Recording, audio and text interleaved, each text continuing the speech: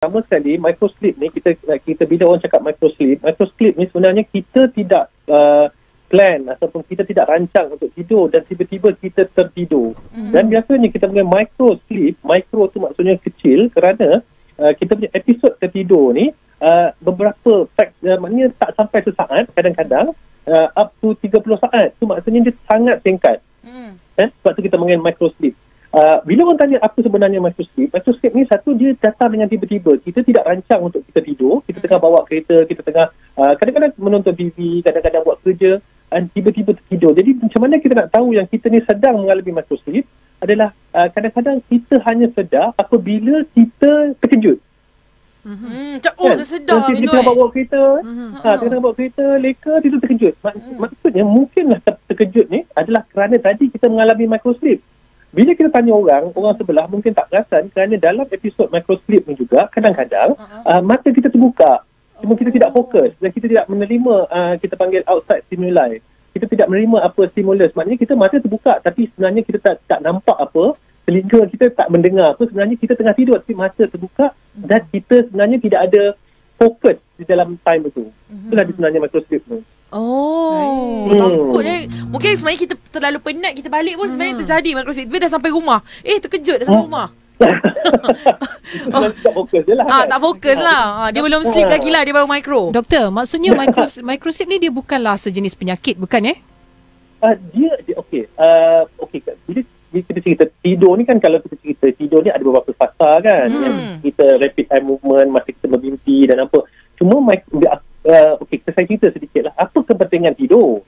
Kepentingan tidur adalah kadang-kadang dalam tidur orang cakap dia adalah untuk membina memori kita, untuk meningkatkan metabolisme badan, meningkatkan daya tahanan penyakit, dan juga ada setengah-setengah kajian kata membuang toksin juga. Kita perlukan tidur tu untuk membuang toksin.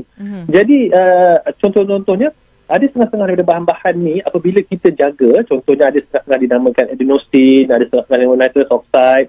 Benda ni apabila kita jaga, dia semakin meningkat.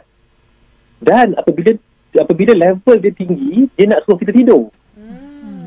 Untuk kita buang balik benda tu. Jadi apabila bahan-bahan ni meningkat di dalam otak kita, di dalam badan kita, kita akan di pressure untuk tidur. Walaupun kita kadang-kadang kita tak boleh tidur kerana kita ada tekangan kerja ke, kita di tengah driving ke, jadi kita tak nak tidur. Tetapi badan kita, oleh kerana benda ni dah banyak, badan kita suruh tidur. Inilah, dekat sinilah ada antara teorinya kenapa microsleep terjadi. Dia nak tidur sekejap sebab build up. Benda tu dah tinggi dah kadar ni dalam badan. Jadi baik. So kita dah sharekan sedikit sebenarnya kan tanda-tanda kita ni macam ada microsleep. Tapi antara lain simptom-simptom lain microsleep ini. Tadi tu saya cerita sedikit tentang microsleep tu lah. Maknanya sedikit tentang keperluan tidur, kenapa kita perlu tidur dan kalau tak tidur dia akan jadi macam ni lah. Jadi yang kita risau adalah antara tanda yang senang kita dah mengalami microsleep adalah tiba-tiba kita katakanlah kita tengah driving dan kita tiba-tiba terkejut.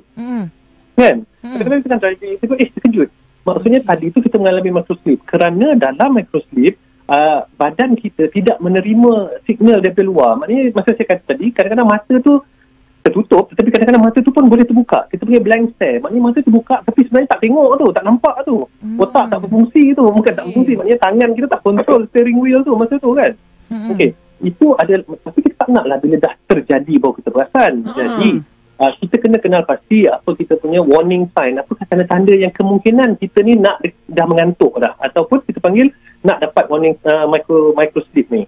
Antaranya menguap lah. Bila kita mengantuk, kita menguap banyak-banyak dan kita merasa mata berat dan mata berkedip. Tapi janganlah tunggu sampai ni warning sign ni jadi kita suka untuk fokus, maknanya kadang-kadang kita punya jalan, kita drift masuk ke jalan yang lorong yang sebelah, kadang-kadang kita tak bagi signal. Mungkin yang tak bagi signal ramai-ramai tu microsleep lah agaknya kan. Dan juga yang paling senang adalah kita hilang kita punya attention focus. Maksudnya kita sebenarnya tak perasan apa yang kita sedang buat. So ini adalah tanda kita punya warning sign. Menguap, mata rasa berat, berkelip-kelip, suka untuk fokus dan mengantuk, dan juga kita tak ada fokus, kita hilang attention untuk kita membuat task untuk membuat aktiviti kita. Sebab biasa kita cerita microsleep ni bukan untuk memandu saja.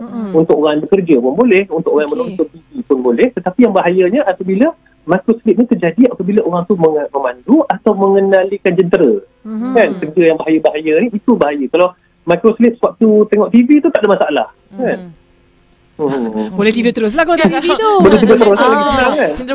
Okey, kita tak banyak masa, sikit lagi untuk Prof berkongsi juga Prof. Mungkin sedikit lah pesanan Prof dulu kepada pemandu-pemandu dan juga penunggang motor yang berada di Malaysia. Prof, silakan. Ya, boleh. Kepada semua pemandu dan penunggang di luar, tolong pastikan dan apabila anda menggunakan kenderaan anda perlu memberi tumpuan sepenuhnya kepada jalan. So jika anda tidak mampu memberi tumpuan disebabkan isu mengantuk, sila berhentikan kenderaan anda di tempat yang selamat, okey, supaya anda akan mendapat rehat yang secukupnya. Itu yang mesej yang paling penting kerana anda perlu pastikan keselamatan diri anda, kemudian keselamatan penumpang lain yang bersama dengan anda dan juga keselamatan pengguna-pengguna jalan raya lain yang berkongsi jalan dengan anda pada masa yang sama. So sebab tu kalau tak mampu beri tumpuan, jangan memandu. Itu pada masa anda mengantuk. Itu yang mesej pertama. Yang kedua ialah pastikan anda mempunyai tidur yang secukupnya bagi mana-mana perjalanan yang jauh. Paling kurang kita minta adalah lebih kurang 6 hingga 7 jam. So tidur yang cukupnya. So dekat sini ada dua isu. Satu ialah kuantiti tidur yang perlu, iaitu 6 hingga 7 jam. Kedua ialah kualiti tidur pun penting. Sebab kalau setakat kuantiti tapi kualiti tidur tu tidak ada, ini akan masih menyebabkan kita letih badan kita dan mungkin akan menyebabkan mengantuk gitu. Kemudian ialah katakanlah kita dah mulakan perjalanan kita dan pada semasa perjalanan kita merasa mengantuk, carilah tempat yang paling selamat untuk kita berhentikan kenderaan dan kita berhenti dan kita ambillah power nap yang dikatakan lebih kurang 20 minit untuk kita tidur. 20 minit yang kita tidur secara berkualiti ni akan menyegarkan kita untuk kita meneruskan balik perjalanan. Yang ketiga ialah sebaik mungkin bagi mana-mana perjalanan jauh kita kalau boleh diiringi bersama dengan orang lain, bersama dengan seorang penumpang lain, di mana penumpang tersebut akan dapat alert kita jika kita ni mengantuk dan juga dapat juga memandu kalau kita bergilir memandu. Dan yang seterusnya ialah kadang-kadang bagi setengah orang ni kalau dia dengar muzik ada interaksi dalam radio kemudian akan menyebabkan dia aktif. So akan mengurangkan elemen-elemen mengantuk. Tapi ini bergantung pada setiap individu. Dan tapi pada masa sama kita kena ingat setiap bunyi ataupun lagu atau muzik ini pun ada batasannya juga. Jika terlalu kuat, lagu ini juga boleh dikatakan menjadi bising dan akan mengganggu pula dari segi tumpuan kita berjalan. So kita kena mengikut diri sendiri dan juga mengikut batasan dia. Pada masa sama saya ingin menekankan telefon bukanlah penyelesaiannya. Jangan pula masa memandu bila mengantuk nak tengok telefon. Telefon bukan penyelesaian, telefon akan memudaratkan lagi isu ini.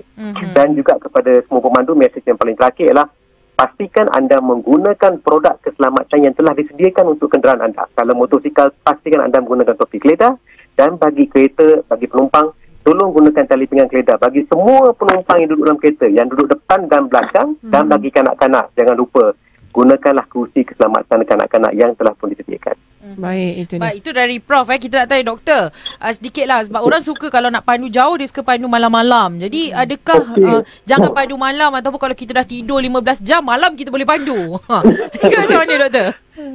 Okey. Tentang memandu waktu malam ni, sebenarnya dia punya cadangan adalah jangan memandu waktu yang kebiasaannya kita mengantuk. Dan biasanya 3 waktu yang kita mengantuk adalah malam, waktu selepas maghrib dan seterusnya, selepas makan tengah hari. Okey, lepas makan tengah hari lunch tu, itu adalah biasanya kita panggil kita dah makan tu kita akan dapat mengantuk sikit, dan juga waktu tidur kita yang biasa. Maksudnya kalau kita ni biasa tidur pukul 6 pagi baru nak tidur, waktu itulah waktu kita mengantuk. So ini adalah kita punya body punya cycle lah, atau kita punya rhythm. So jangan drive waktu badan kita mengantuk. Kita sendiri kenal badan kita. So soalan tadi, apabila kita memandu di waktu malam, isu ni daripada segi lain kerana kita pun ada internal dalaman punya clock, sebenarnya circadian rhythm. Circadian rhythm ni menentukan kita punya jam dalaman. Jadi nasihat saya untuk yang nak dah rehat, katakan kita rasa dah rehat, kita pun rasa dah tidur 15 jam, dah rasa okey untuk memandu malam, boleh. Tetapi kena pastikan dan keadaan keselamatan yang lain. Macam tadi dikata, bila Prof kata, dia kata ada orang kajian mengatakan apabila berbual, dia lebih kurang mengantuk dan apabila orang tu sebut nama kita. Maksudnya, kalau penumpang ni dia nampak orang tu mengantuk, tolong sebut nama pemandu tu waktu dia tengah mengantuk tu. Dan dia akan lebih mudah untuk terjaga daripada kita berbual biasa ataupun kadang-kadang kenderaan yang dia ada bunyi beep ke, dia ada bergetar itu sebenarnya tak ni. Tetapi lebih bagus kalau disebut nama. Satu. Kedua, sebenarnya radio dia kata ada yang katakan radio sebenarnya tidak membantu kerana dia punya muzik apa semua tu menjadi background noise. So dia lagi memudahkan sebab dia hanya input one way, dia tak ada aktif kan. So walaupun seronok kita sambil drive mendengar Natasha dengan Raifa dengan bernama radio, tetapi jangan menggunakan ini alasan untuk tidak untuk mengelakkan microchip, sebab kadang-kadang dia tidak menghalang daripada microchip itu sendiri. Okey. Dan yang ketiga, kadang-kadang pergerakan pun juga boleh membantu menghilangkan, saya kata microchip bukan mengantuk, menghilangkan microchip ni kerana apabila kita tengah dalam driving, cuba bergerak, fidgeting, bergerak tangan pergi sini sana, bergerak supaya ini membantu untuk kita mengelakkan daripada kita terjatuh dalam keadaan microslip tu. Baiklah, menarik sebenarnya perbincangan ni, tapi kita tak ada banyak masa. Terima kasih kita ucapkan kepada kedua-dua tetamu kita, iaitu Profesor Dr. Kulantayan Kesimani, Profesor Jabatan Kesihatan Komuniti, Fakulti Perubatan dan Sains Kesihatan, penyelidik bersekutu Institut Pengajian Sains Sosial Universiti Putra Malaysia. Dan juga terima kasih juga untuk Dr. Syarul Nizam Ahmad Zamzali, pakar perubatan kecemasan di klinik Family Graviditis Wangsa Maju.